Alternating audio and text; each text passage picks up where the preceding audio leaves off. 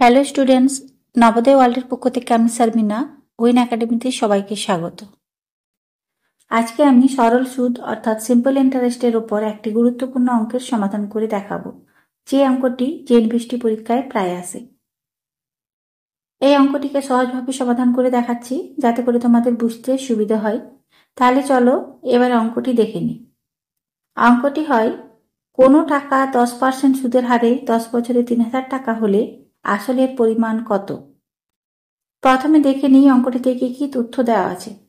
প্রথমে দেওয়া আছে সুদের হার সমান 10%, তারপরে আছে সময় সমান 10 বছর এবং তারপরে আছে আসল প্লাস সুদ সমান 3000 টাকা। এখানে আসলের পরিমাণ বের করতে বলা আছে। প্রথমে আমরা এই 10% সুদের হারটিকে বুঝে নিই।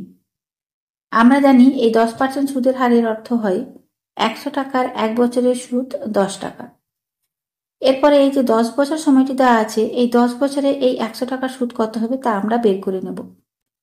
তাহলে 100 টাকার 1 বছরের সুদ 10 টাকা হলে ওই 100 টাকার 10 বছরের সুদ হবে 10 × 10 = 100 টাকা। অর্থাৎ আসল 100 টাকা 10 বছর পরে বেড়ে হয় 100 + 100 = 200 টাকা। অর্থাৎ এই 200 টাকা হয় আসল যুক্ত সুদ। যেহেতু প্রশ্নে আসল বের করতে বলা আছে, তাই আমরা এই আসলটিকে ডান দিকে এবং আসল যুক্ত সুদকে আমরা বাম দিকে লিখব।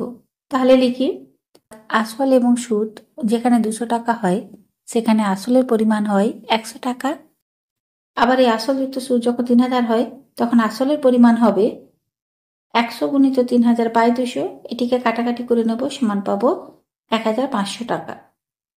অর্থাৎ আসলের পরিমাণ হয় 1500 টাকা। তাহলে স্টুডেন্টস, আশা করছি তোমরা বুঝতে পেরেছ।